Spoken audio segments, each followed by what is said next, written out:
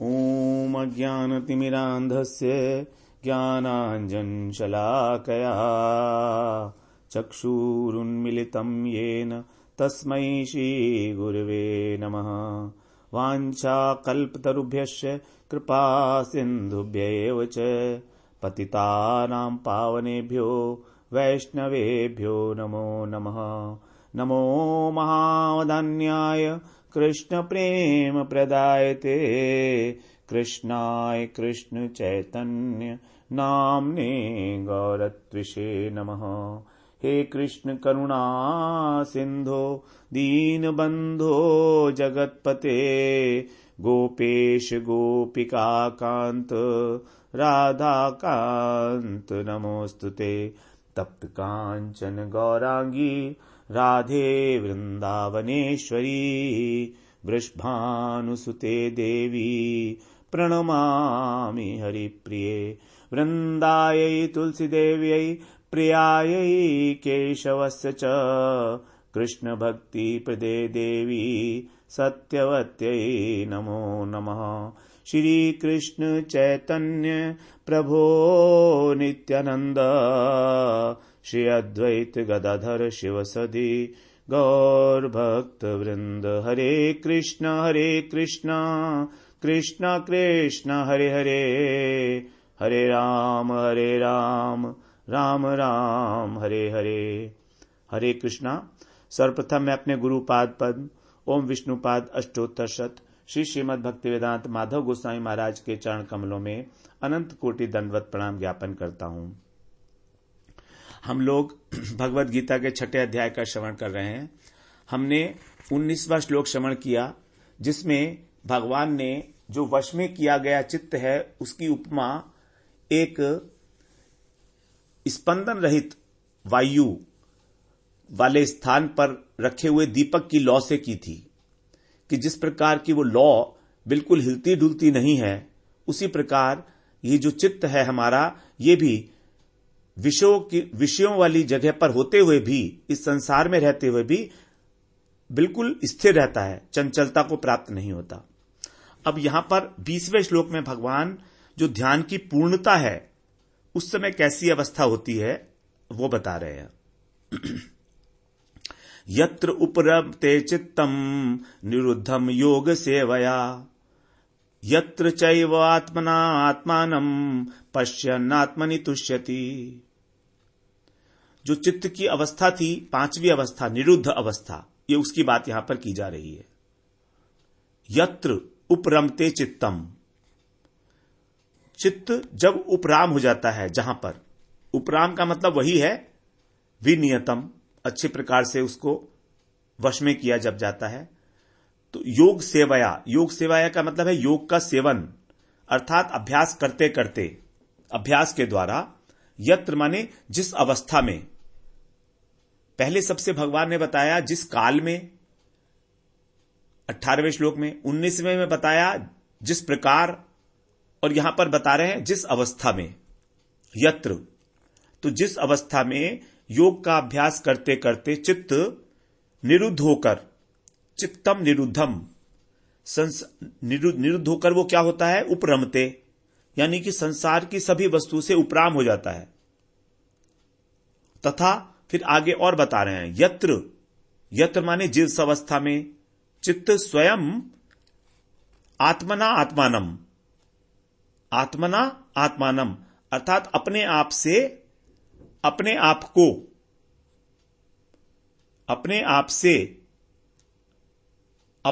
को पश्यन माने देखता हुआ, आत्मनि अपने आप में, तुष्यति तुष्ट हो जाता है।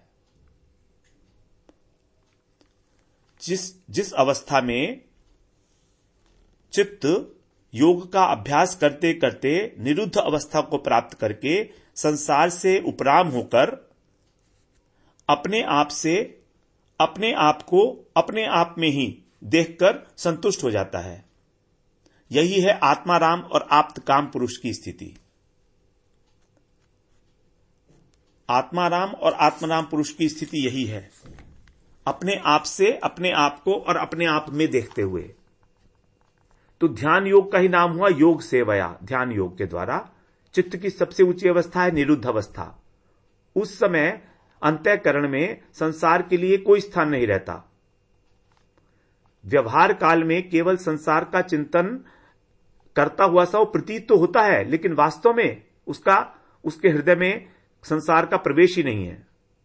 यही है चित्त का सदा के लिए उपराम हो जाना। तो यहां पर जो यत्र शब्द है वो अवस्था विशेष का परिचायक है। जब साधन करते करते उसका साक्षात्कार होता है भगवान से, परमात्मा से संयोग हो जाता है, वही है योग।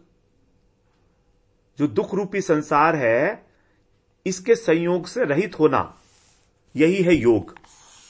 आगे बताएंगे 23वें श्लोक में भगवान, तम विद्यात दुख संयोग वियोगम योग संगितम। योग की परिभाषा, एक और परिभाषा देंगे भगवान, दुख रूपी संसार के संयोग से वियोग होना। तो इस प्रकार के व्यक्ति को किसी भी प्रकार के सुख की आवश्यकता नहीं रहती। और वो संतुष्ट कैसे होता है? आत्मना आत्मानम आत्मनि तुष्यति। अपने आप से अपने आप को देखकर अपने आप में। उसको संसार में जितने भी विषय हैं, शब्द रूप रस स्पर्श गंध, ये किसी प्रकार संतुष्ट नहीं कर पाते। वो ज्ञानेंद्रियों और कर्मेंद्रियों से संतुष्ट नहीं होता। वो दूसरे को देखकर संतुष्ट नहीं होता। आत्मानम पश्यन्ति, वो अपने को देखकर। पश्यन तो परम पश्यन न तुष्यति, दूसरे को देख के संतुष्ट नहीं होता। फिर कहां होगा? आत्मनि। आत्मनि का मतलब है अपने आप में। यहां पर जो है अधिकरण है सप्तमी विभक्ति वाला, आत्मनि। और होता कैसे है? अपने द्वारा, स्वयं के द्वारा, स्वयं को देखकर और स्वयं में ही संतुष्ट। तो कर्ता भी स्वयं है, कर्म भी स्वयं है और अधिकरण भी स्वयं है। देखने वाले भी स्वयं है, जिसको देख रहा है वो भी स्वयं है, और जहां पर देख रहा है वो भी स्वयं है, स्वयं में। तो योग सेवा करते करते, योग का सेवन करते करते चित्त को जब पूरा उपराम हो जाएगा संसार से, निरुद्ध अवस्था में, अब वो कहीं पर नहीं जाएगा। उसका जो मालिक है, मालिक कौन है हमारे चित्त का? आत्मा। वो जो आत्मा के पास ही बैठेगा, वो मालिक की सेवा में रहेगा। किसी को नहीं देखेगा, दूसरे को, संसार की ओर नहीं देखेगा। संसार तो दूसरा हो गया, अनात्मा हो गया संसार। ये शरीर, ये इंद्रियां, मन, बुद्धि, अहंकार, ये सब अनात्मा हो गई। ये सब जड़ हो गई, अनात्मा, जो आत्मा नहीं है। तो हमारा जो स्थूल शरीर है और हमारा जो सूक्ष्म शरीर है, ये सब अनात्मा है।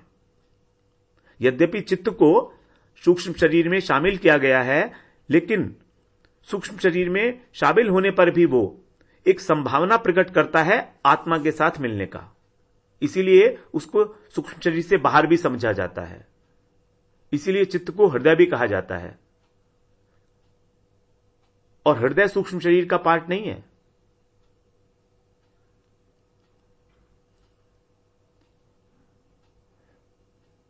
भगवान ने 7वें अध्याय में जो है वो अष्टधा प्रकृति बताई थी, उसमें चित्त का कहीं नाम नहीं लिया था।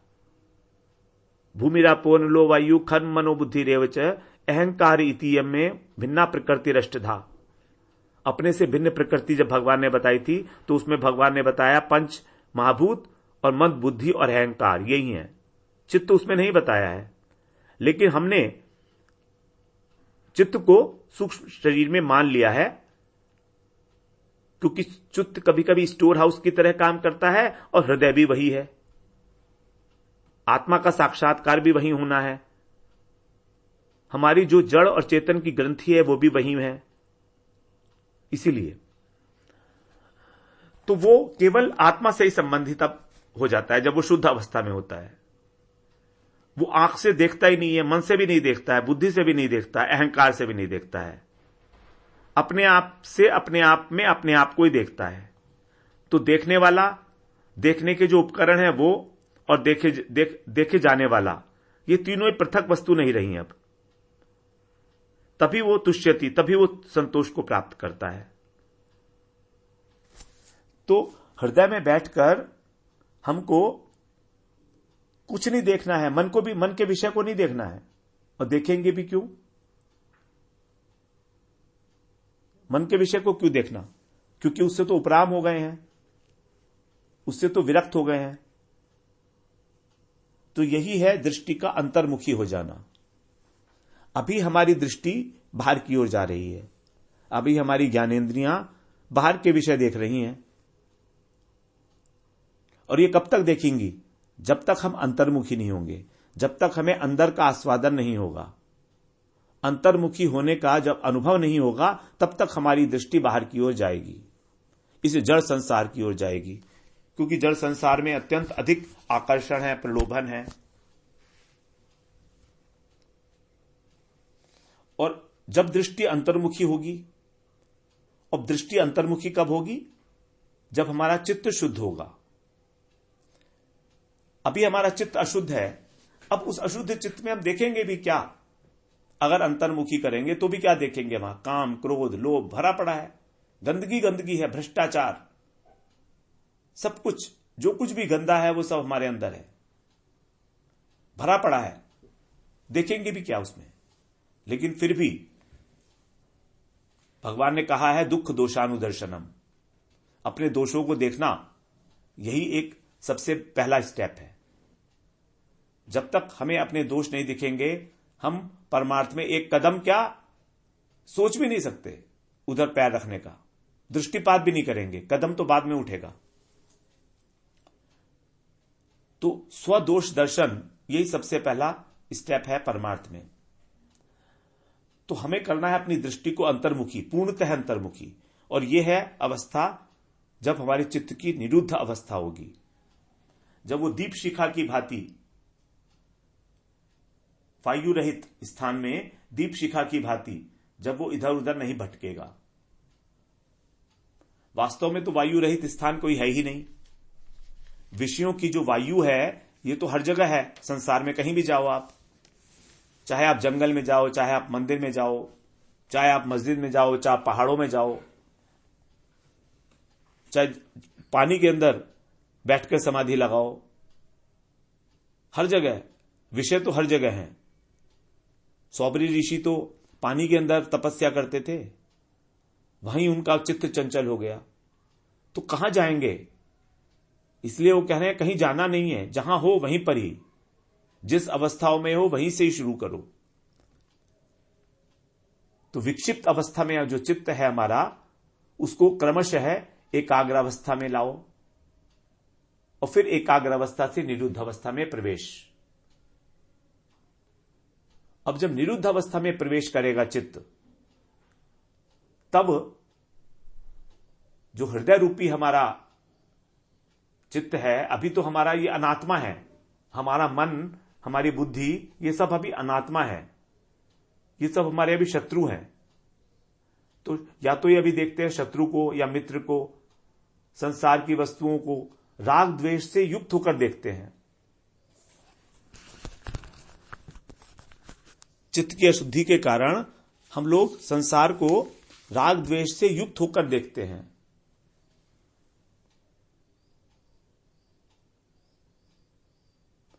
और जब चित्त हमारा शुद्ध हो जाएगा,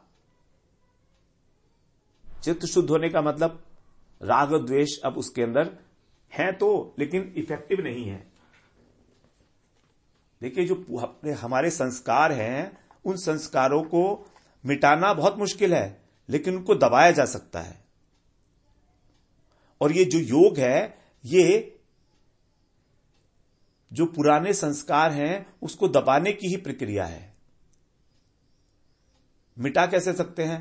प्रारब्ध के रूप में है ना वो तो सब स्टोर्ड। तो प्रारब्ध को तो मिटाना बहुत मुश्किल है, मिटा ही नहीं सकते, लेकिन दबा सकते हैं उसको। ज्ञान योग और ध्यान योग के द्वारा प्रारब्ध कर्मों को नहीं मिटाया जा सकता, दबाया जा सकता है। केवल भक्ति योग ही प्रारब्ध को मिटा सकता है।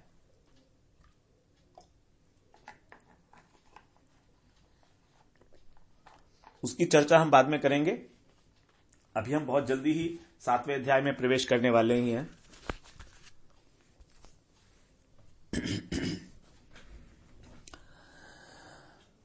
तो जब हम अंतर्मुखी होते हैं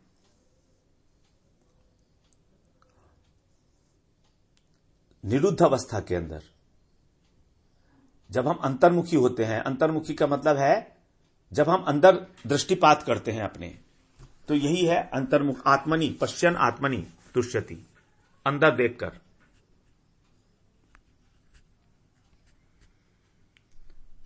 सब कुछ छूट जाएगा। फिर जो संसार की वस्तुएं हैं ये सब छूट जाएंगी। जैसे उदाहरण के लिए देखें, मेज पर एक पुस्तक रखी हुई है, इसका नाम है पुस्तक।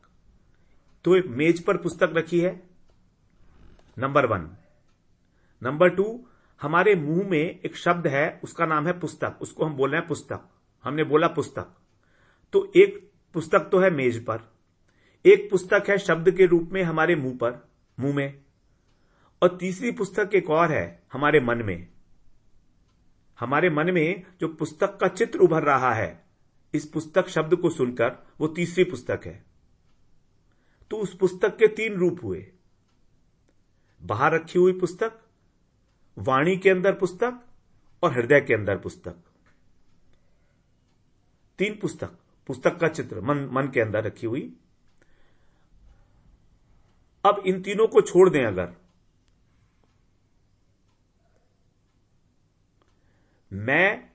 अगर मेरा जो मैं है, मैं कहता हूं ना कि मैं हूं, तो मैं इस अगर शरीर में नहीं बैठा, क्योंकि शरीर तो अनात्मा है,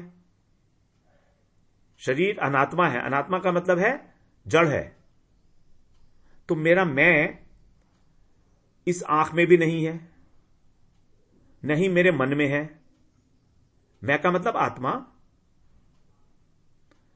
तो इस शरीर से, इस आंख से और इस मन से कोई विलक्षण तत्व है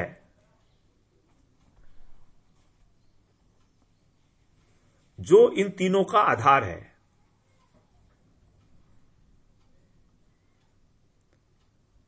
हम जब कहते हैं कि मेरी आंख, तो इसका मतलब, मेरी आंख का मतलब क्या हुआ कि मैं कुछ अलग हूं, ये आंख है मेरी।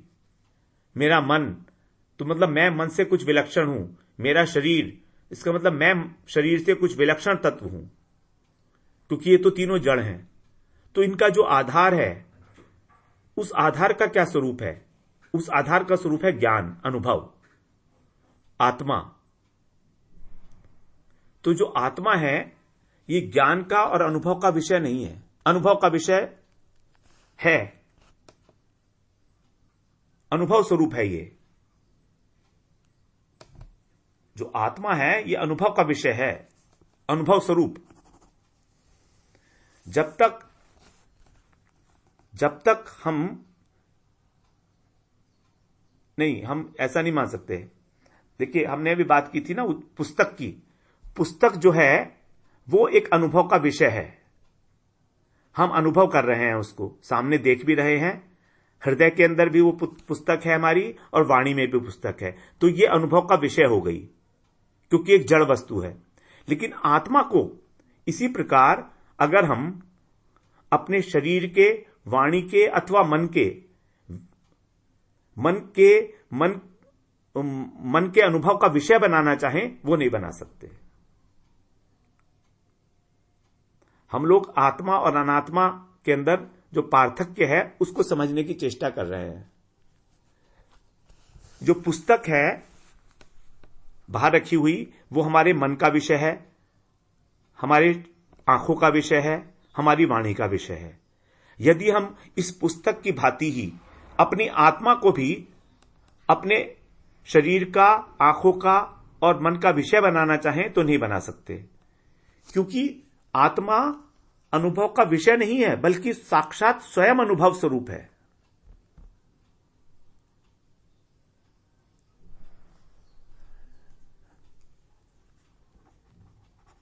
साक्षात अनुभव स्वरूप है वो।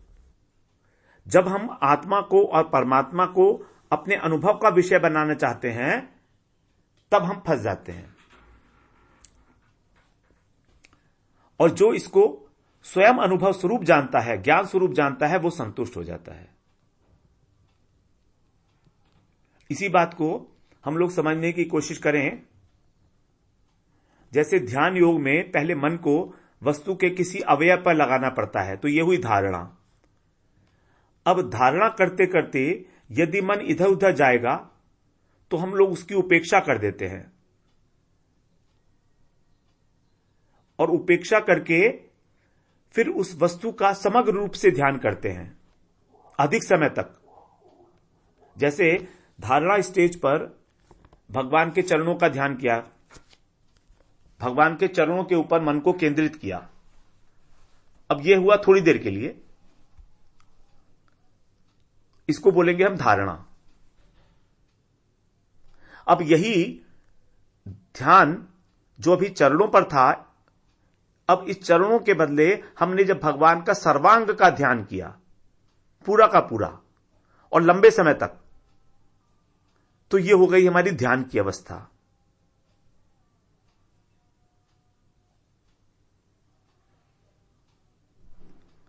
तो ध्यान की अवस्था में 3 लोग होते हैं।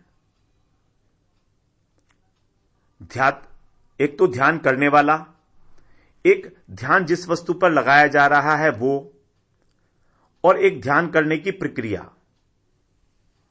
ध्याता, ध्येय और ध्यान। ध्याता, ध्येय और ध्यान, ये 3 चीजें हैं।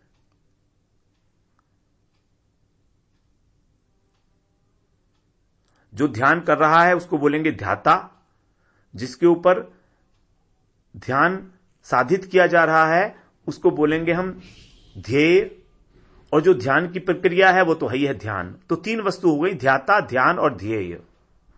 इसको बोलते हैं हम त्रिपुटी। अब निरुद्ध अवस्था में ध्यान करते करते साधक यह भूल जाता है कि वो ध्याता है,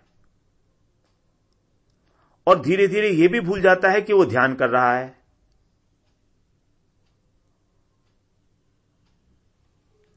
अंत में फिर क्या बचा? केवल ध्येय बचा।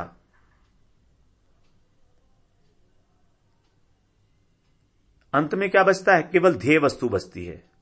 तो यहां पर ध्याता और ध्यान दोनों ध्येय के अंदर ही विलीन हो जाते हैं। यह है समाधि की अवस्था, संप्रज्ञात समाधि, जो चित्त की एकाग्र अवस्था में होती है।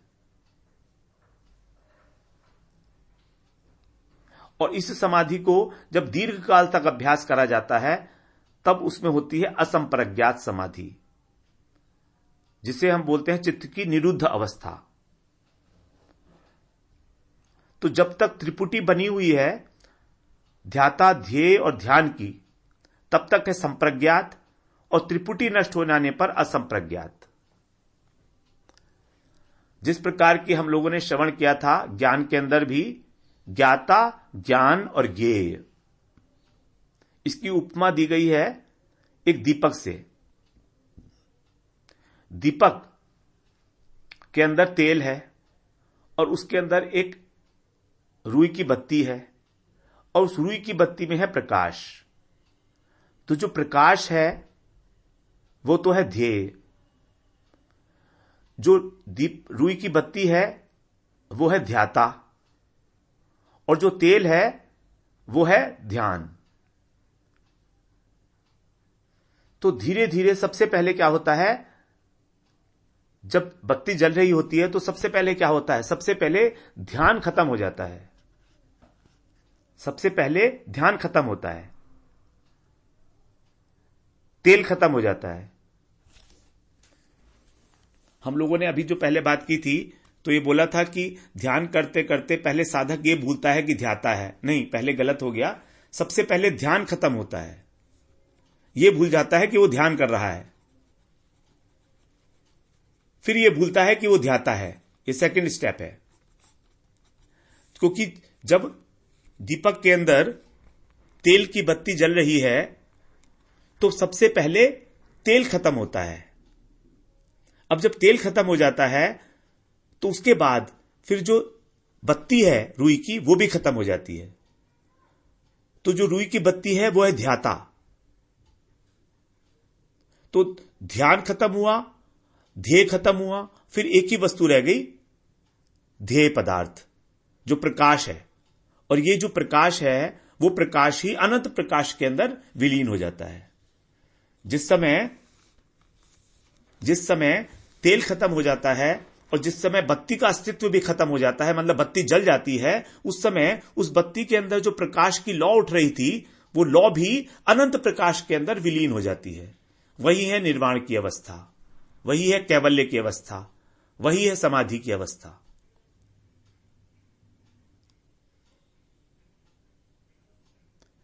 तो एक रह जाता है ध्येय, और ध्येय भी जो है वो जो समग्र प्रकाश है उसके अंदर विलीन हो जाता है। तो त्रिपुटी का अंत हो जाता है, वो समाधि की स्टेज बोलते हैं उसको। तो निरुद्ध अवस्था में जो संप्रज्ञात समाधि है वो भी बताया, सबीज और निर्बीज।